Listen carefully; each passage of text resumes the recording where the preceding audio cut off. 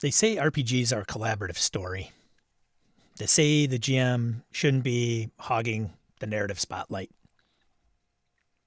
So I did the unthinkable.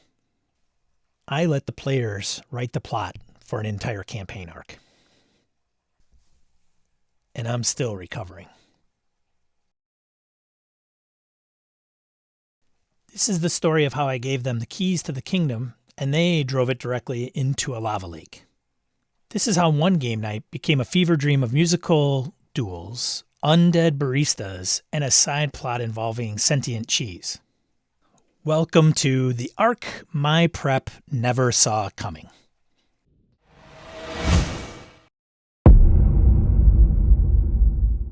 It all started with a noble idea: player agency, collaborative storytelling. Yes, and. You know, the kinds of things GMs say before losing control of their lives. I just finished a high-stakes arc. Big villain, prophecies, magical artifacts. My players were clearly burnt out or bored. One of them, probably Axe, says, "Hey, what if in the next arc we pitch the story?" I laughed, I nodded, I said, "Sure." I gathered the party like a benevolent creative producer. "Pitch me your ideas. Tell me what you would like to explore." And here's what I got. What if there's a battle of the bands and the prize is the soul of a forgotten god? The villain should be my ex. She's a dragon now, emotionally and literally.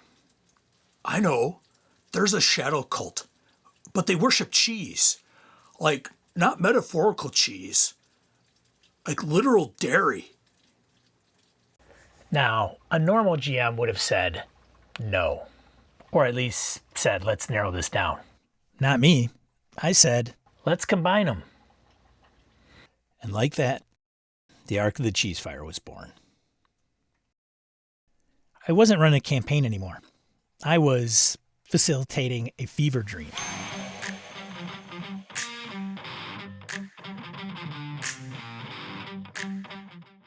Okay, I rage, slam down a chord on my war lute, and yell, "Your lyrics are weak, paladin!"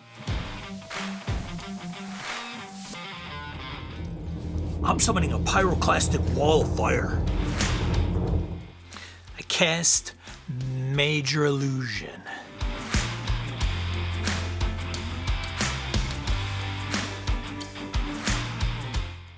Wait, Clarissa the Soul Stealer? Dang, man. Nothing says closure like fighting your ex at a volcano concert that she financed. Just say the word and I'll suplex her straight into the merch booth.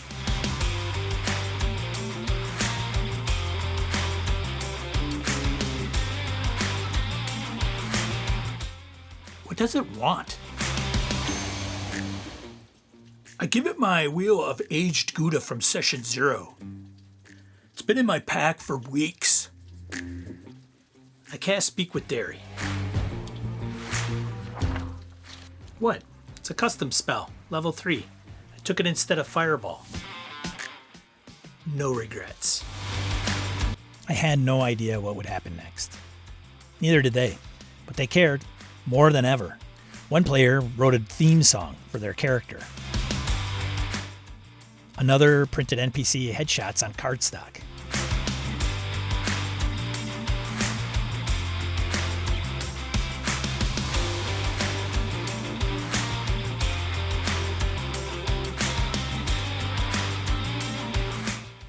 The party commissioned a logo for a fictional band in a fictional world. Somehow, in the chaos, it worked. Despite how bananas it got, I realized a few rules, laws of player-driven arcs. Rule 1, don't ask what do you want, ask what happens next. Players don't want a blank canvas. They want crayons. And just enough lines to color outside of. Rule 2, they'll build better if you give them boundaries. Fantasy Cheese Cult is dumb. The Secret Order of Lactose Luxin hidden in the Church of Eternal Dairy. Instant lore. Rule 3. Always reserve veto power. No, Axe. We're not making every villain a sex-obsessed mind flayer. Again. Rule 4. Make them own it.